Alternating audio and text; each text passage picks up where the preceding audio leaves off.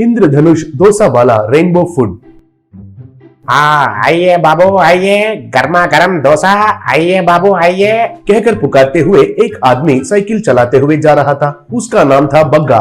उसका साइकिल पर ही पूरा सेटअप लगाया हुआ था। किसी को भी डोसा चाहिए तो उसका साइकिल को रोककर उसको डोसा देता था।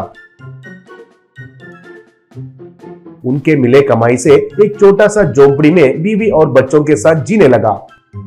उनके दोनों बच्चों को बगल में एक जंगल में जाकर खेलने का आदत था। अगर बारिश गिरा तो वे पेड़ के नीचे सर छुपाते थे। तब इंद्रधनुष आया तो वे बच्चे उसको देखकर बहुत खुश होते थे। एक दिन एक लॉरी आकर साइकिल पर जाते हुए बग्गा को ठकरा कर चली गई।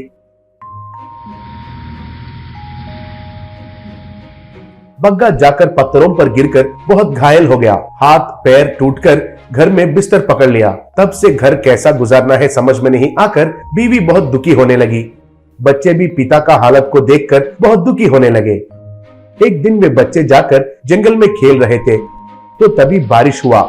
दोनों जाकर एक पेड़ के नीचे खड़े हो गए। उधर एक मुनीश्वर तपस्या कर रहा था। इतने में आसमान में से इंद्रधनुष आया। वो देखकर बच्चे खुश हो रहे थे। तभी अचानक से घड़घड़ाहट होकर एक बिजली उस पेड़ पर गिरी। तब बड़ा सा उस पेड़ का टहनी उस मुनीश्वर पर गिरकर वो तड़पने लगा। ये देखकर बच्चे दोनों उस टहनी को खींचकर मुनीश्वर को ऊपर उठाए। तब मुनीश्वर, बच्चे समय पर आप नहीं आते तो मेरा क्या हुआ होता, रुकिए मेरा मनोज्ञान से आपका हालत देखता हूँ, कहकर आंखें बंद कर लिया। बच्चे उसको हैरानी से देखकर प्रणाम किए। तब मुनीश्वर, बच्चे आपके पिता का हाथ और पैर टूटकर घर में बिस्तर पर पड़ा हुआ है। आपकी माँ घर को कैसा चलाना है कहकर बहुत सोच में पड़ गई है ना, कहा। तब बेटी, हाँ स्वामी जी, ये सच है।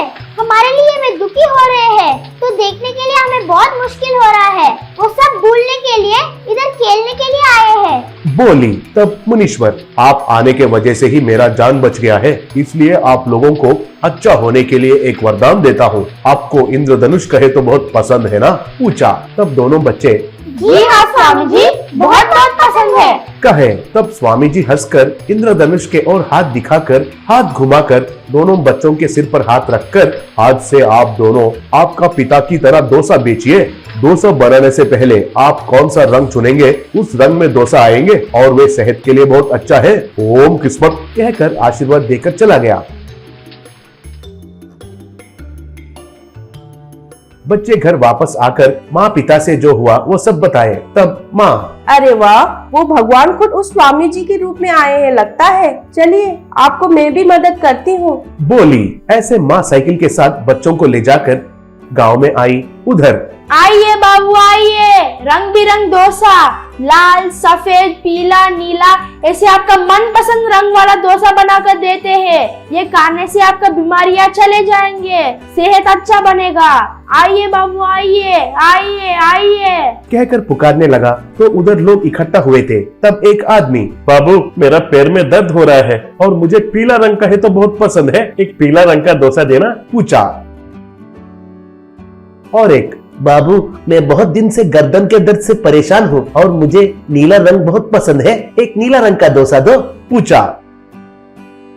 ऐसे उधर आने वाले उनका मन पसंद वाला रंग का डोसा पूछने से दोनों बच्चे उनको डोसा बनाकर देने लगे। उससे पैर दर्द होने वाले का दर्द कम हो गया, गर्दन दर्द वाले को भी गर्दन दर्द कम हो गया। ये देखकर वे सब हैरान रह गए। ये बात पूरा गांव में फैल गया। बाद में बच्चे पिता को सब रंग का डोसा डालकर एक प्लेट में दिए थे। वो खाकर उसका पिता पूरी तरह ठीक हो गया था।